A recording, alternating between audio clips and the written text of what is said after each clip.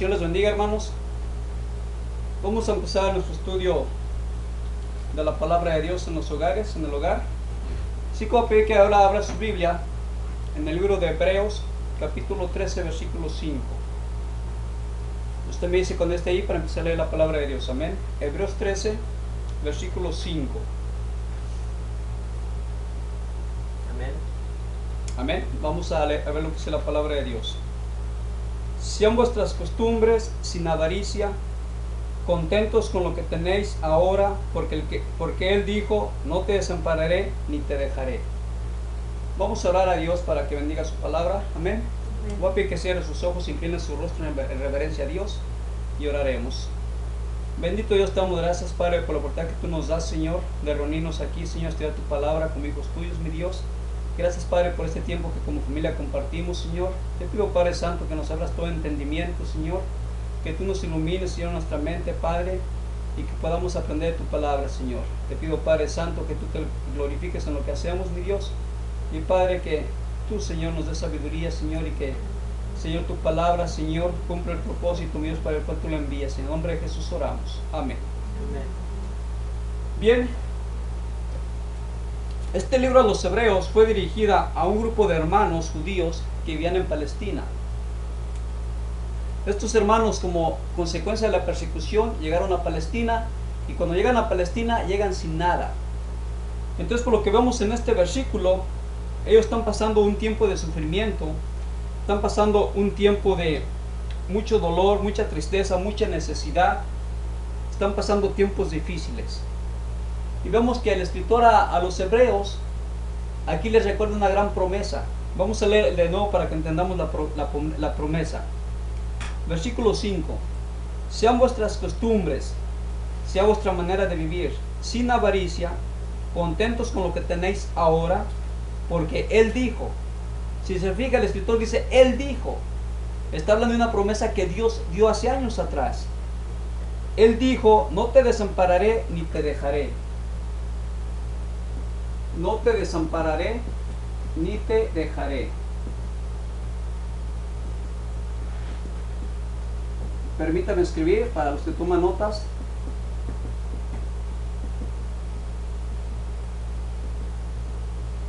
Bien, ahí se mira bien.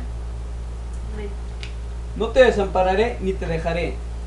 Como estamos mencionando, esta promesa de Dios, una bellísima y maravillosa promesa de Dios, fue dada en tiempos difíciles, fue dada en tiempos de necesidades, fue dada en tiempos de sufrimiento, en tiempos de dolor, en tiempos de aflicción, fue dada en tiempos de tristeza. Ahora, Dios dice, no te desampararé ni te dejaré. Cuando Él da esta promesa, no está diciendo que va a evitar el dolor en nosotros, no está diciendo que nos va a quitar de los problemas, no. Esta promesa fue dada con un gran propósito. Este propósito es consolarnos en tiempos de situaciones difíciles. Este propósito es darnos valor para enfrentar la situación. Este propósito es fortalecernos para salir adelante y enfrentar el problema de una manera que agrade a Dios, de una manera en la cual Dios se glorifica. Entonces la promesa es para consolarnos, la promesa es para fortalecernos. Amén. Amén. Ahora vamos a analizar un detalle que es interesante que entendamos. Si usted se fija aquí en esta promesa, hay un no, no te desampararé, y hay un ni te dejaré. Vamos a analizarla conforme a los escritos originales, y en griego este no y este ni es muy interesante cuando lo entendemos. Este no y este ni viene de una palabra griega, omi. Omi, ¿qué significa? Omi significa nunca, nunca. Entonces, si leemos esta frase de la promesa que Dios nos dejó, conforme al original de su palabra, que es en griego, esta frase diría, nunca, nunca te desampararé, nunca, nunca te dejaré. Si usted puede leer, tal y como la leemos nosotros, no te desampararé, ni te dejaré, y la lee, nunca, nunca te desampararé, nunca, nunca te dejaré, le pregunto, ¿puede encontrar una diferencia en esa frase? Sí. Amén. ¿Puede encontrar usted que ese nunca, nunca da una profundidad a lo que Dios quiere decir? Ese nunca, nunca que encontramos aquí, también el Señor Jesucristo utilizó esa serie de palabras, nunca, nunca. Pues vamos a ver lo que utilizó el Señor Jesucristo. Él repitió en verdad, en verdad. Vamos a ver por qué se repite y qué quiere decir, cuál es el propósito de la repetición. Vamos a ver Juan 4:24 y voy a pedir a alguien que lo lea. Otra persona lea Juan 3:3 y yo leo Juan 8:53 y 58. Vamos a ver que cuando se repite nunca, nunca, le da más fuerza al significado. Vamos a analizarlo para entender un poquito mejor lo que estamos hablando. Alguien que lea Juan 5:24. Amén. Amén, hermano. De cierto os digo, el que oye mi palabra y cree al que me envió, tiene vida eterna, y no vendrá a condenación, mas ha pasado de muerte a vida. Si se fija, Jesús pudo haber dicho, de cierto os digo. O él dijo, de cierto, de cierto. Una repetición de la palabra de cierto. Ahora, ¿por qué fue que la repitió? ¿Cuál fue el propósito? Bien, el propósito es enfatizar, es recalcar, es resaltar una gran verdad que es incambiable. Algo que no tiene variación. Y Cristo dijo, de cierto, en verdad te digo, que el que cree es salvo. Si vea que dice, el que cree es salvo y no vendrá condenación. Eso quiere decir que no hay posibilidad alguna. Es toda una gran verdad que no tiene posibilidades ni margen de variación. Es incambiable. Lo que Cristo está haciendo en ese desierto, está enfatizando. De igual manera, nuestra palabra aquí en el griego, ese nunca, nunca, está enfatizando, está recalcando, está mostrando que no hay manera de que tenga cambio, no hay manera de variación. Por eso es esa repetición. Vamos a ver otro versículo para terminar de entender. Juan 3:3. ¿Alguien que lea Juan 3:3, por favor? Amén. Adelante, hermana. Respondió Jesús y le dijo, de cierto te digo, que el que naciere de nuevo no puede ver el reino de Dios, o el que no naciere. Eso es lo que dice el Señor Jesucristo. De cierto te digo, que si no nacieres de nuevo, no puedes ver el reino de Dios. Ese de cierto enfatiza una gran verdad. Si no nacieres de nuevo espiritualmente, no puedes ver el reino de Dios. Está hablando una gran verdad, está hablando que no hay otras opciones, no hay otra alternativa, sino solamente esa. ¿Quieres ver el reino de Dios? Hay que nacer de nuevo espiritualmente. Entonces se veía que esa repetición de palabra, de cierto, tiene un propósito, da un significado más fuerte, no deja ningún margen de que sea otra cosa. No hay alternativas, no hay opciones, eso es solamente lo que Jesucristo dijo.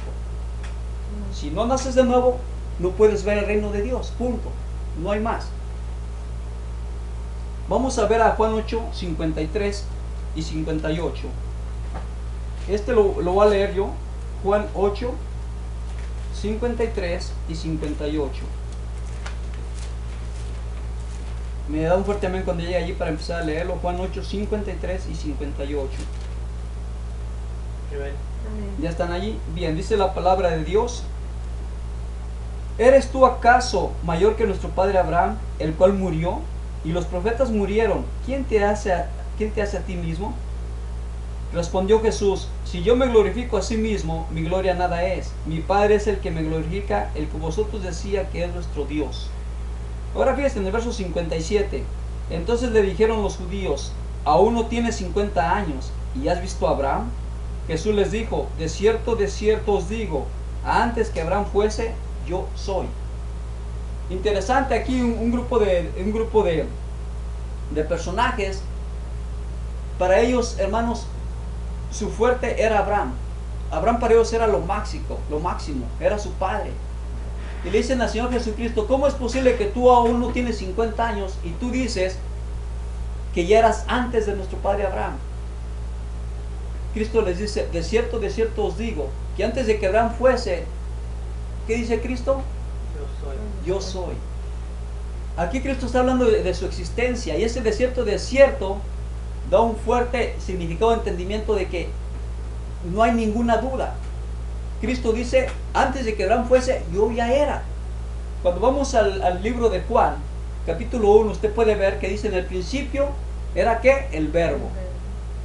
¿Y el verbo era qué? Dios. Y el verbo estaba con Dios. El principio era el verbo estaba con Dios y el verbo era Dios. Ese verbo es el Señor Jesucristo. Jesucristo ha existido desde la eternidad y seguirá existiendo hasta la eternidad.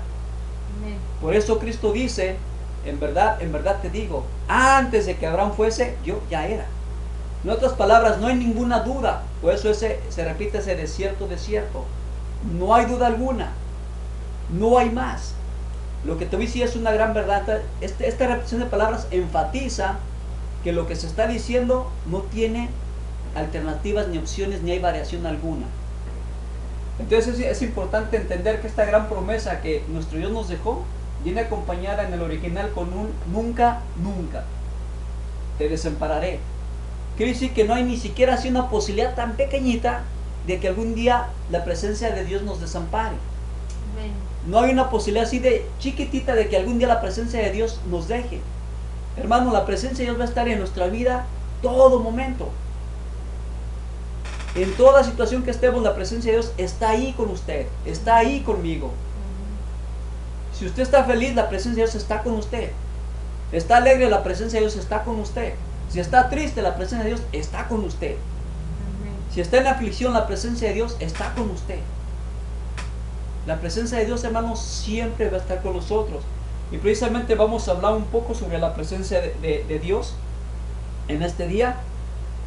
Y para eso, vamos a ver que en esta promesa, nunca te desampararé, nunca te dejaré. Vamos a ver que aquí podemos encontrar dos atributos de Dios. Aquí encontramos dos atributos de Dios en los cuales Dios cumple su promesa. Nunca te desampararé. ¿De qué estamos hablando? Tito 1:2 dice que tenemos un Dios que no miente. Y dice que tenemos un Dios que tiene todo poder para cumplir lo que Él promete, para cumplir cada una de sus promesas. Entonces estamos hablando que Dios tiene poder para cumplir lo que promete. Aquí dice, nunca te desamparé. Estamos hablando del atributo de Dios llamado omnipresente, omnipotente. Cuando decimos que Dios es omnipotente, ¿qué estamos hablando? Estamos hablando del poder de Dios. Estamos hablando de que no hay nada que Dios no pueda hacer. Su poder es ilimitado y Dios en su poder cumple lo que dice. Nunca te desampararé, nunca te dejaré. Para que Dios no nos deje, estamos hablando de que Dios siempre está presente, ¿verdad? Y si Dios siempre está presente, entonces estamos hablando de otro gran atributo de Dios. ¿Cuál es? Estamos hablando del atributo de Dios llamado omnipresencia. Esto quiere decir que Dios en todo momento está con nosotros. Quiere decir que Dios está en todo lugar. Mi hermano, Dios está ahorita, la presencia está ahorita con nosotros. La presencia de Dios está con los hermanos que están en España. La presencia de Dios está con sus siervos que están en Rusia. La presencia de Dios está donde quiera, hermanos. Dios está donde quiera a la vez. En todos lugares, la presencia de Dios cubre todo lugar. La presencia de Dios está con usted, la presencia de Dios está conmigo. Hablando sobre la presencia de Dios, lo cual es importante para la vida de cada creyente, vamos a algunos versículos que nos ayudan a entender mejor esa presencia de Dios. Para eso voy a pedir a usted que vaya al libro de Éxodo. Libro de Éxodo. Vamos a ir al capítulo 33. versículos 13 al 15. Éxodo 33, versículos 13 al 15. Me dice cuando lo encuentre para dar lectura a la palabra de Dios. Amén. Éxodo 33, versículos 13 y 15. En estos versículos vamos a encontrar una petición de parte de Moisés para Dios. Vamos a ver, es interesante lo que pide Moisés, es interesante lo que contesta Dios. ¿Ya está ahí? Éxodo 33, 13 al 15. Yo lo leo y usted escucha con atención y lo lee en su Biblia. Amén. La palabra de Dios dice así: ahora pues, si he hallado gracia en tus ojos, te ruego que me muestres ahora tu camino. Te ruego que me muestres tu voluntad de lo que está diciendo, para que te conozca y halle gracia en tus ojos, y mira que esta gente es pueblo tuyo. Fíjese la respuesta que Dios le dio. Y él dijo, refiriéndose a Dios: mi presencia irá contigo y yo te daré descanso. Mi presencia irá contigo y te daré descanso. Fíjese que Moisés está diciendo: Dios, si he hallado gracia, muéstrame tu camino. Y fíjese lo que Dios le responde a Moisés: mi presencia irá contigo y te daré descanso. Aquí vamos a ver dos cosas, hermanos. Primera cosa, que la presencia de Dios viene a nuestra vida por gracia y misericordia de Dios. Entonces la presencia de Dios viene por gracia y misericordia de Dios. Esto quiere decir que usted y yo no merecemos la presencia de Dios en nuestras vidas, mas sin embargo Dios en su misericordia y en su bondad, Él permite que usted y yo disfrutemos de su presencia. En segundo lugar, podemos encontrar que Dios le dice a Moisés: mi presencia te dará descanso. Entonces la presencia de Dios la tenemos por gracia, y la presencia de Dios nos da ¿qué? Descanso. ¿Y cómo es que Moisés encontró ese descanso en la presencia de Dios? Vamos a ver cuál es la situación de Moisés cuando recibió esta palabra de parte de Dios. Como usted recuerda, Dios usó a Moisés para sacar al pueblo de Egipto, ¿verdad? Vienen atravesando el desierto. Y ahora, si usted recuerda, el pueblo era un pueblo rebelde. El pueblo era un pueblo quejumbroso. De todo se quejaba, todo le molestaba, todo le parecía mal, de todo renegaba, y todo iba contra Moisés. Entonces, cuando Dios le dice: en mi presencia encontrarás descanso, le está diciendo que va a cambiar al pueblo. Le está diciendo que va a hacer que el pueblo deje de quejarse, deje de ser un pueblo rebelde. No, no está diciendo eso. No está diciéndole eso Dios. Entonces, si el pueblo va a seguir igual, si el pueblo no va a cambiar, ¿cómo es que Moisés encontraba descanso en la presencia de Dios? Bueno, Moisés encontraba descanso en la presencia de Dios, mi hermano, de la misma manera que usted y yo la podemos encontrar. ¿Cómo la podemos encontrar? Cuando venimos con un corazón humillado delante de Dios, cuando venimos delante de Dios y le clamamos, le suplicamos, encontramos descanso en su presencia. Cuando usted, mi hermano, viene y se derrama delante de la presencia de Dios, abre su corazón, le suplica, le clama, llora, encontrará descanso en la presencia de Dios. Dios no va a cambiarle su aflicción, no va a cambiarle su problema. Dios le va a dar descanso cuando usted, en oración, abre su corazón ante Dios. No sé si le ha pasado, no sé si lo ha experimentado, yo lo he vivido. Mi hermano, muchas veces cuando yo estoy abatido, cuando tengo una aflicción, yo oro a Dios. Después de orar a Dios, suplicarle, clamarle, llorar. ¿Sabe por qué? Porque llorar es bueno. Me desahogo. Después de orar con Dios, hermano, me levanto y siento que una gran losa que trae en la espalda me fue quitada. Me levanto livianito. Me levanto, wow, me siento mejor. ¿Por qué, mi hermano?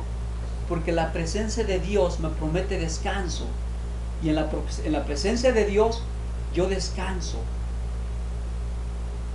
¿Sabe que la presencia de Dios es un privilegio que solamente el creyente tiene? El incrédulo, mi hermano, no tiene ese privilegio. Y el incrédulo también pasa por tribulaciones y aflicciones como el creyente pasamos. Pero usted y yo tenemos el privilegio de poder venir ante Dios, hablar con Dios, y como Él dice, Él nos dará descanso. Si usted recuerda en el libro de Mateo, Jesús dice: venid a mí todos los que estáis, ¿qué? Cansados y trabajados, porque yo os haré descansar. La promesa de Dios la tenemos, hermanos. Ante su presencia tenemos descanso, pero tristemente los creyentes muchas veces no usamos ese privilegio. Tristemente usted y yo primero luchamos con todas nuestras fuerzas, primero luchamos con todo lo que tenemos a la mano, usamos las alternativas que pensamos que podemos usar, y después de luchar y luchar, vemos que la cosa sigue igual. Entonces nos acordamos de que hay un Dios que un día prometió que no nos va a desamparar y que nunca nos va a dejar. ¿Y sabe qué pasa, hermanos? Cargamos más de lo que debemos de cargar y sufrimos más de lo que debemos de sufrir. ¿Por qué? Porque no usamos esa bendición, ese privilegio que Dios nos ha dejado. Sigamos aquí leyendo la palabra de Dios, y vamos a ver cómo nos encontramos aquí en el libro de Éxodo en el cual estamos, y vamos a leer el versículo 15. Mire lo que dice el versículo 15 de Éxodo 33. Y Moisés respondió: si tu presencia no ha de ir conmigo, no nos saques de aquí. Dice Moisés: si tu presencia, Dios, no va conmigo, no me saques de aquí. En este versículo podemos ver la dependencia de Moisés de la presencia de Dios. Dice Moisés: si tu presencia no va conmigo, no voy a ir a ningún lado, de aquí no me muevo. ¿Sabe por qué? Porque Moisés, en la presencia de Dios, no solamente encontraba descanso, en la presencia de Dios encontraba seguridad. En la presencia de Dios, repito, Moisés encontraba seguridad. Curiosamente, donde vivo, hay una pata que tiene muchos patitos. Y un día mientras yo manejaba, miraba esos patitos chiquitos. Miraba que corrían para acá y corrían para allá, y unos buscaban en el pastito comidita. Mientras los patitos corrían de un lado a otro, sin preocupación alguna, la mamá pata estaba atenta, vigilante a todos lados. La mamá pata estaba cuidando todos los peligros posibles que podrían haber. Estaba cuidando que no pasara algo en los cuales sus patitos peligraban. Los patitos no se preocupaban de nada. ¿Sabe por qué? Porque la mamá pata les brindaba seguridad. Es como el niño. No sé si usted se ha fijado, el niño pequeño camina por delante sin ninguna preocupación, mientras que el padre va atrás de él. El niño juega y mira para acá y brinca y hace lo que quiere, y el padre está vigilando al niño, pero atento alrededor, cuidando que nada le pueda suceder, cuidando toda cosita que pudiera ser algún peligro para el niño. ¿Por qué el niño camina y juega con esa seguridad? Porque él confía en su padre. Su padre le brinda seguridad. Ahora usted me va a decir: pero el niño, hermano, el niño no puede entender esas cosas. Déjeme decirle que el niño sí entiende esas cosas. ¿Sabe usted que si el niño va caminando y el padre se le esconde, sabe el niño que el niño, cuando se da cuenta, ¿qué va a hacer? El niño va a estar volteando para todos lados. Y al ver que no está el padre, ¿qué va a hacer el niño? Va a empezar a sentirse mal. Va a empezar a buscarlo, se va a asustar, va a empezar a llorar. ¿Por qué? Porque su padre le daba seguridad. Cuando ve que el padre no está, el niño tiene temor. Entonces ve por qué el niño camina con mucha seguridad, tranquilidad, sabiendo que su padre está ahí para cuidar de él, sabiendo que su padre está ahí para cuidarle, para darle seguridad. Hermanos, esa seguridad la encontramos en la presencia de Dios. Repito, la presencia de Dios en la vida del creyente viene por gracia y misericordia de Dios. En la presencia de Dios usted y yo encontramos descanso. En la presencia de Dios usted y yo encontramos seguridad. Vamos a seguir viendo la palabra de Dios y vamos a ver qué más tenemos en la presencia de Dios. Para eso vamos a ir al Hechos 16. Hechos 16, versículo 16 al 21. Libro de Hechos, capítulo 16, verso 16 al 21.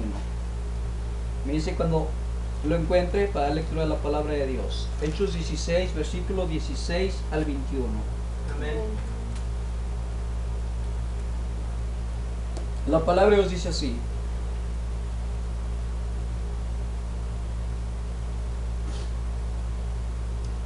aconteció que mientras íbamos a la oración, nos salió al encuentro una muchacha que tenía espíritu de adivinación, la cual daba gran ganancia a sus amos adivinando. Esta, siguiendo a Pablo y a nosotros, daba voces diciendo: estos hombres son siervos del Dios Altísimo, quienes os anuncian el camino de salvación. Y esto lo hacía por muchos días, mas desagradando a Pablo, este se volvió y dijo al espíritu: te mando en el nombre de Jesucristo que salgas de ella. Y salió en aquella misma hora. Pero viendo sus amos que había salido la esperanza de su ganancia, prendieron a Pablo y a Silas y los trajeron al foro ante las autoridades. Y presentándolos ante los magistrados, dijeron: estos hombres, siendo judíos, alborotan nuestra ciudad y enseñan costumbres que no nos es lícito recibir ni hacer, pues somos romanos. Y se agolpó el pueblo contra ellos, y los magistrados, rasgándoles las ropas, ordenaron azotarlos con vara. Bien, ¿qué estaba pasando? Bien, como podemos ver, Pablo y Silas y otros hermanos que iban con ellos estaban predicando la palabra de Dios. Ahora, en esa ciudad,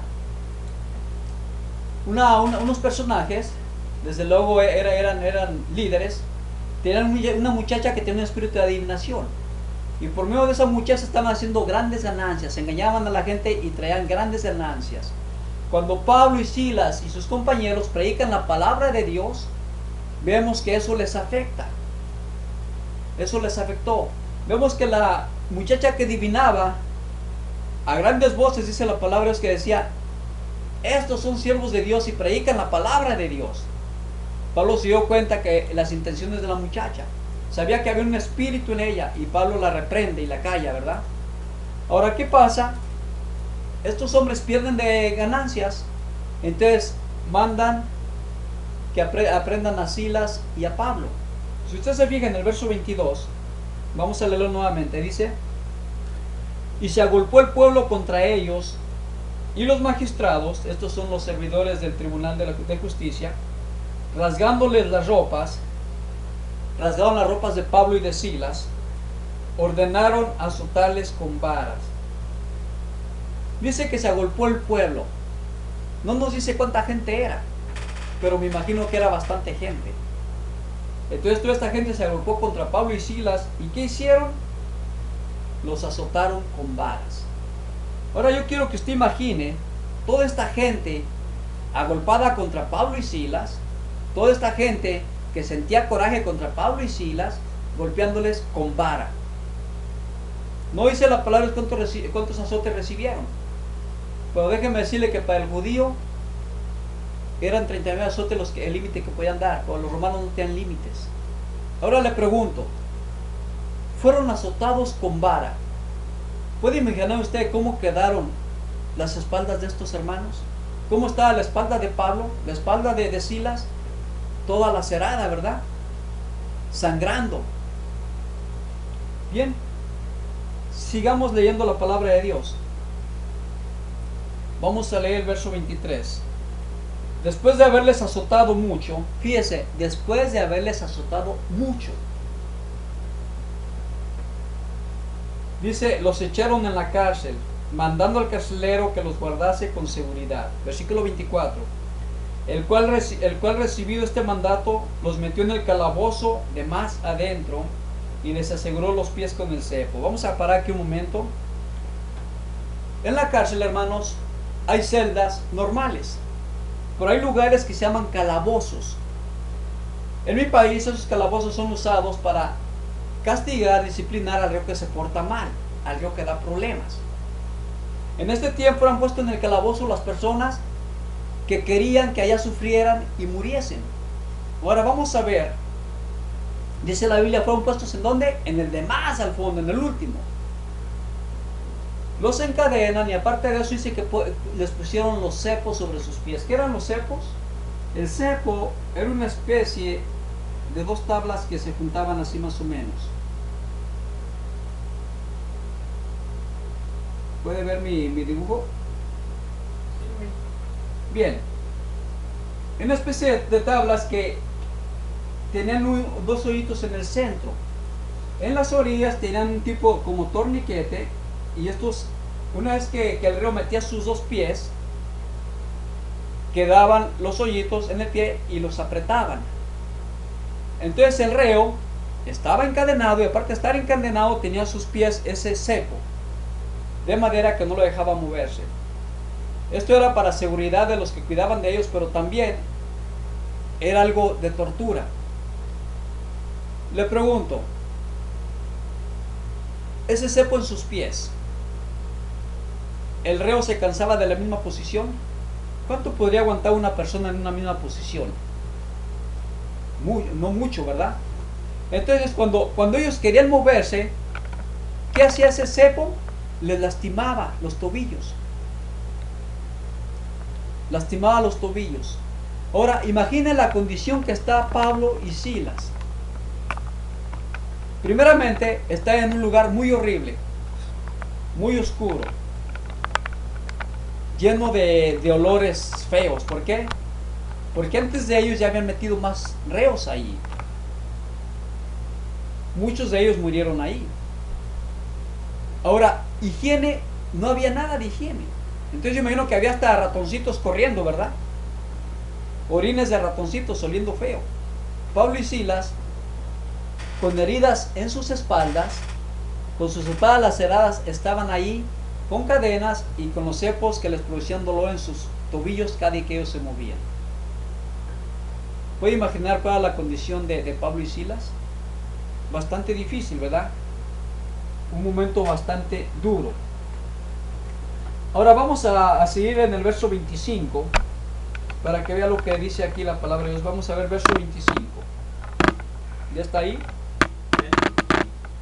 Pero a medianoche, orando Pablo y Silas, cantaban himnos a Dios, y los presos los oían.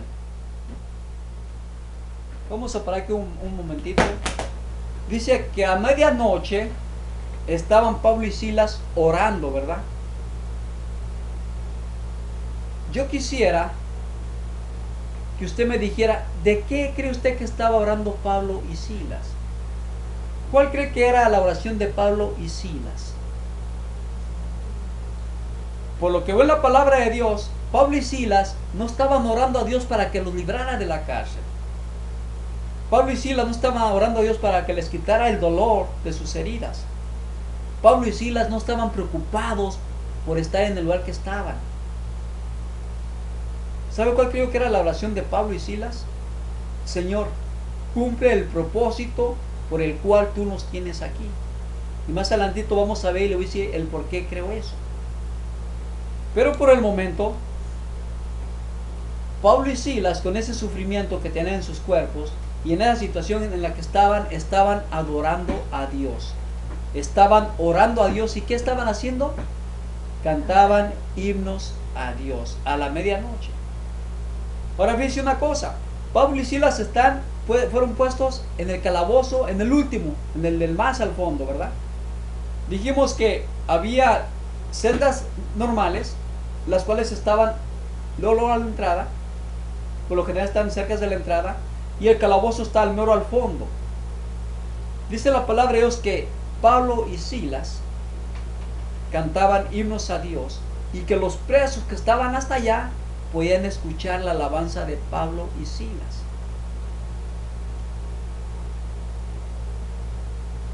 ¿Se imagina usted cantando en medio de este sufrimiento? ¿Se imagina usted cantando después de haber sido azotado, dice la palabra de Dios, mucho, con vara? Bastante difícil, ¿verdad? Ahora yo aquí tengo una pregunta. ¿Por qué cree usted que Pablo y Silas, a pesar de estar sufriendo tanto, a pesar de haber sido heridos mucho, por qué cree usted que Pablo y Silas oraban a Dios? ¿Por qué cree usted que Pablo y Silas podían cantar himnos a Dios? Piense un momento y dígame, en esa situación, ¿qué hacemos nosotros? ¿Qué haríamos nosotros?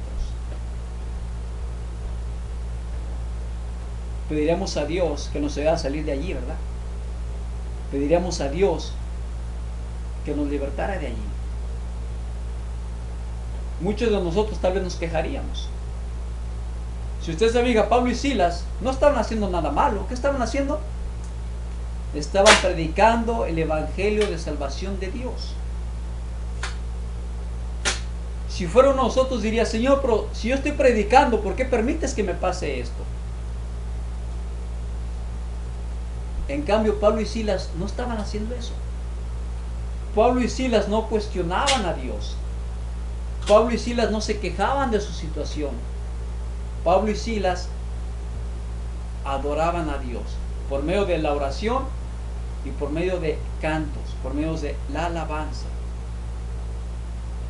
Sigo preguntando, ¿qué cree usted que motivaba a Pablo y a Silas para que en medio de tanto sufrimiento pudiesen estar adorando el nombre de Dios?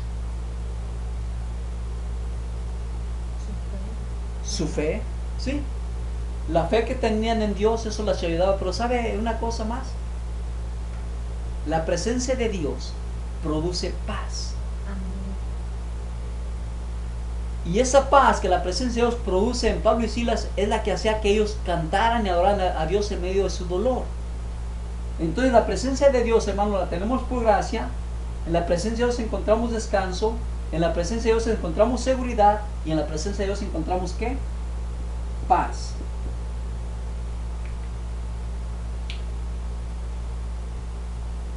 Pablo y Silas tenían paz. Usted y yo, hermano, podemos tener paz en medio de la tribulación. Podemos tener paz en medio de la aflicción. Cuando todo el mundo corre a la locura o tiene tendencia a hacer locuras, usted, hermano, tendrá tendencia a la cordura. ¿Por qué? Porque la paz de Dios está con usted. La presencia de Dios está con nosotros, por lo tanto tenemos paz en la presencia de Dios. Y esta era la motivación de Pablo. Esto era lo que hacía que Pablo y Silas pudiesen adorar el nombre de Dios. ¿Por qué? Porque tenían la paz de Dios, hermano. Cuando la paz de Dios está en usted y está en mí, no importa qué estemos pasando. La paz de Dios nos va a fortalecer para salir adelante. Ahora, hermanos, para nosotros es muy fácil decirle al hermano que está al lado cuando está sufriendo, hermano, ten fe en Dios, que Dios te va a ayudar. Ten fe en Dios, que Dios te va a llenar de su paz. Una cosa es decirlo y otra cosa es vivir. Una cosa es decirle al hermano eso y otra cosa es que cuando usted y yo estemos en su lugar, podamos tener fe, podamos sentir esa paz de la cual le aconsejamos al hermano. ¿Por qué? Porque una cosa es dar el consejo y otra cosa es vivir lo que estamos hablando. Pablo y Silas, hermanos, tenían paz y por esa paz que Dios les daba, en medio del sufrimiento y su tribulación podían adorar el nombre de Dios y el nombre de Dios era glorificado. Vamos a seguir leyendo la palabra de Dios. Vamos a leer el versículo 26. Entonces sobrevino de repente un gran terremoto, de tal manera que los cimientos de la cárcel se sacudían, y al instante se abrieron todas las puertas y las cadenas de todos se soltaron. Despertando el carcelero, viendo abiertas las puertas de la cárcel, sacó la espada y se iba a matar, pensando que los presos habían huido. ¿Qué pasó, hermanos? De repente, todas las cadenas fueron rotas y las puertas de las cárceles son abiertas. El poder de Dios, hermano, hizo que sucediera eso. Ahora, ¿por qué decía yo que Pablo y Silas no estaban orando por su liberación de la cárcel? ¿Por qué mencionó un momento atrás que Pablo y Silas lo que menos pensaban era salir de ese lugar? Porque, hermanos, cuando Dios rompe las cadenas y abre las puertas de la cárcel, ni Pablo ni Silas intentan salir corriendo. Eso me muestra a mí que no estaban tan preocupados en salir del lugar. Eso me muestra a mí que Pablo y Silas están preocupados o están más bien enfocados en el propósito de Dios. Dios, ¿cuál es el propósito que tienes en nosotros para permitir que estemos en este lugar? Y ese propósito de Dios lo van a ver. Hermano, igual pasa con usted y conmigo. Cuando Dios permite que usted y yo pasemos por aflicciones, ¿sabe qué? Dios tiene grandes propósitos para usted y para mí. Cuando Dios permite que usted y yo suframos, Dios tiene propósitos en usted y para mí. Pero, hermanos, necesitamos esperar en Dios y confiar en Dios para poder ver el propósito que Dios tiene para nosotros. Vamos a seguir leyendo la palabra de Dios.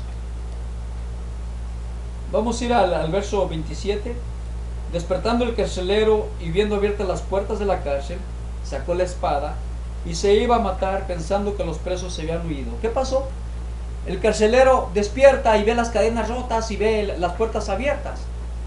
Dice la palabra que iba a agarrar su espada y se iba ¿qué? A matar. ¿Por qué? Porque el carcelero, hermano, si un reo se escapaba, pagaba con su muerte. Entonces el carcelero pensó que todo el mundo había huido, se iba a matar. Mas sin embargo, mire lo que pasa. Verso 28. Mas Pablo clamó a gran voz diciendo: no te hagas ningún mal, pues todos estamos aquí. Él entonces, pidiendo luz, se precipitó adentro y temblando se postró a los pies de Pablo y de Silas. Si se fija, él entonces pidiendo luz, pidiendo algo para alumbrarse, para entrar adentro. ¿Por qué? Porque le recuerdo que Pablo y Silas estaban en un calabozo oscuro. Entonces pide luz y entra. Y cuando llega dice que se postra a los pies de Pablo y de Silas. Ahora miren lo que dice el versículo 30. Y sacándolo les dijo: señores, ¿qué debo hacer para ser salvo? Qué pregunta tan más hermosa del carcelero, ¿verdad? Amén. Señores, ¿qué debo hacer para ser salvo? ¿Sabe qué muestra esta pregunta del carcelero? Esto nos muestra que él sabía lo que Pablo y Silas predicaban. Él sabía muy bien la razón por la cual Pablo y Silas fueron encarcelados. Él no ignoraba que predicaban el evangelio de salvación. Por eso es que él preguntó: ¿qué debo hacer para ser salvo? Ahora me llama fuertemente la atención que a pesar de que había oído la predicación de Pablo y Silas, a pesar de que había oído la predicación del evangelio de salvación, eso no fue lo que le impactó al carcelero. Ahora, no me malinterprete. El evangelio, la palabra de Dios tiene poder para salvación. Y la palabra de Dios es eficaz. Pero en este caso, Dios no usó su palabra para impactar al carcelero. ¿Sabe qué fue lo que usó Dios? Y aquí está el propósito por el cual Dios permitió que Pablo y Silas estuviesen en ese lugar sufriendo. Lo que impactó a este carcelero no fueron las palabras que Pablo y Silas dijeron cuando predicaban la palabra.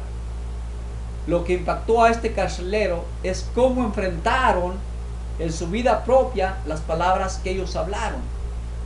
Cómo vivían lo que ellos hablaban. El carcelero miró en estos hombres que estaban invadidos de una paz. Como dice la palabra de Dios, una paz que sobrepasa todo entendimiento. Pablo y Silas están sufriendo. Pablo y Silas fueron azotados, tienen dolores. Le pregunto, ¿no tenían dolor? Sí, sí tenían dolor. Mas sin embargo, lo que impactó a este hombre es la manera en que ellos se enfrentaban a esa situación. Una cosa es hablar y otra cosa es vivirlo. Una cosa es lo que yo puedo decirle con mi boca y otra cosa es lo que dice mi vida. Podemos decir 1000 palabras, pero si en nuestra manera de vivir no muestra nada de lo que decimos, es en vano lo que decimos. Entonces le repito, al carcelero no le impactó lo que ellos predicaron, al carcelero le impactó la manera en que ellos se enfrentaban a la situación. Él miró una paz en ellos. ¿Y qué produce esa paz en el carcelero? Señores, yo quiero tener lo que ustedes tienen. ¿Qué puedo hacer para ser salvo? Hermanos, todos tenemos aflicciones. Todos sufrimos. Todos tenemos tristeza. Todos tenemos dolor. Todos tenemos necesidades. Pero cuando estamos en medio de esas aflicciones y necesidades, hermanos, si las enfrentamos conforme a la voluntad de Dios, nuestra manera de enfrentar esas aflicciones impactarán a la gente. Por eso es importante, mi hermano, mi hermana, que usted y yo enfrentemos la aflicción como un verdadero hijo de Dios debe de enfrentar, sabiendo que la promesa de Dios es: nunca, nunca te desampararé, nunca, nunca te dejaré. La presencia de Dios está con usted y está conmigo en todo momento. Los trajines de la vida que enfrentamos, hermanos, a veces son consecuencia de nuestras propias acciones. A veces son pruebas de parte de Dios. Si es prueba de parte de Dios, mi hermano, Dios tiene un propósito grande para su vida. El propósito de Dios en la vida de Pablo y Silas era el carcelero. Era el alma de este hombre. Dios tiene propósitos para usted y para mí. Pero muchas veces para llevar a cabo esos propósitos es necesario que suframos un poquito. Es necesario que tengamos un poquito de dolor, un poquito de tristeza. Vamos a ver el resultado del sufrimiento de Pablo y vamos a ver el propósito que tenía Dios al permitir que Pablo y Silas estuviesen en ese lugar. Ya está conmigo allí en el Hechos 16.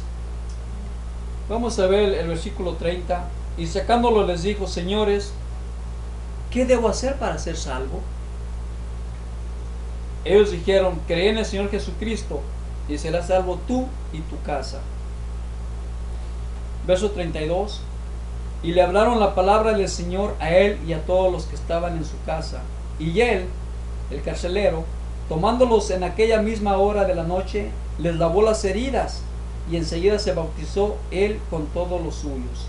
Y llevándolos a su casa, les puso la mesa, y se regocijó con toda su casa de haber creído en Dios. Qué bonito, ¿verdad, hermano? ¿Se fija? ¿Cuál es el propósito de Dios? El alma del carcelero y toda su casa. Interesante que el carcelero fue de los que azotaron a Pablo. Por órdenes de ellos azotaron a Pablo. Por órdenes de ellos Pablo estaba lacerado y Silas estaba herido. Por orden de ellos estaban sufriendo. Más bien porque Dios los utilizó a ellos. Me llama mucho la atención que ahora el carcelero, quien los hirió, quien permitió que los azotaran, él está sanando sus heridas. Hermano, lo que Dios hace en nuestra vida es hermoso. Es hermoso ver que cuando Él salva a una persona, nos olvidamos de que fueron nuestros enemigos. ¿Sería qué hermoso? El carcelero que antes lastimó a Pablo ahora está sanando sus heridas, lavando, limpiando las heridas que le produjeron los azotes. Entonces, hermanos, quisiera terminar recordándole algo.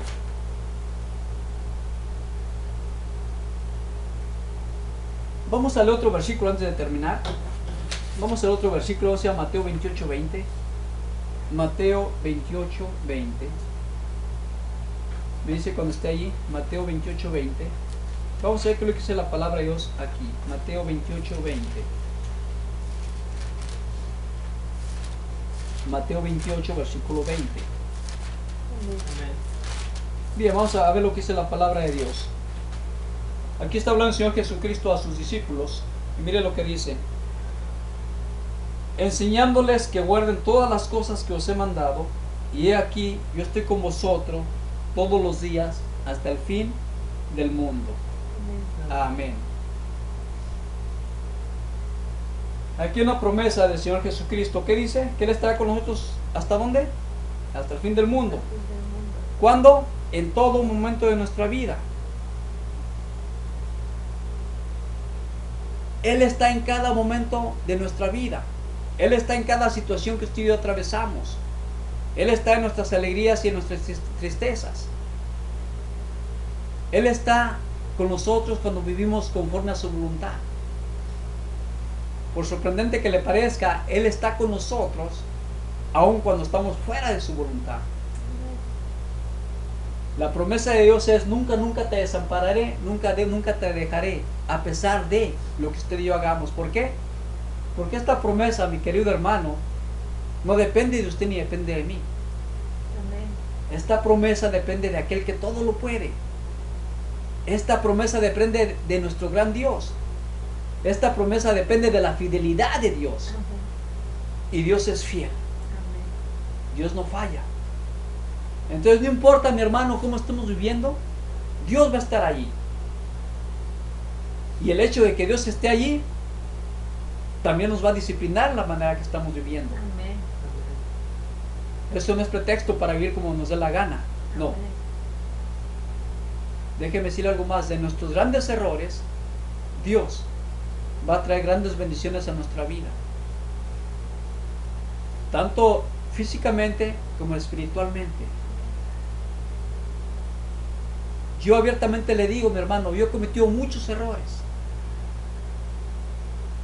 Pero Dios, como hablamos hace un momento, en su gracia y misericordia, a pesar de mis errores, me ha bendecido grandemente.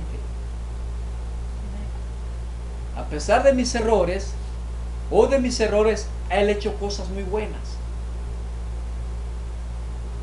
Quiero terminar diciéndole que no importa qué es lo que usted esté pasando, no importa si hay enfermedad, no importa si hay necesidad, no importa si hay aflicción, no importa lo que haya en su vida. Quiero decirle que tenemos una gran promesa dada por nuestro Dios, dada por aquel que todo lo puede. Esa promesa es: nunca, nunca te desampararé, nunca, nunca te dejaré. Hermanos, esta es una gran promesa en la cual usted y yo podemos confiar.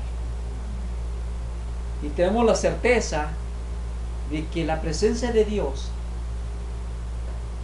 nos dará descanso. En la presencia de Dios usted y yo encontramos el descanso que necesitamos.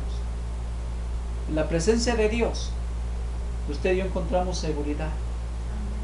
Pero en la presencia de Dios, mi amado hermano, encontramos paz.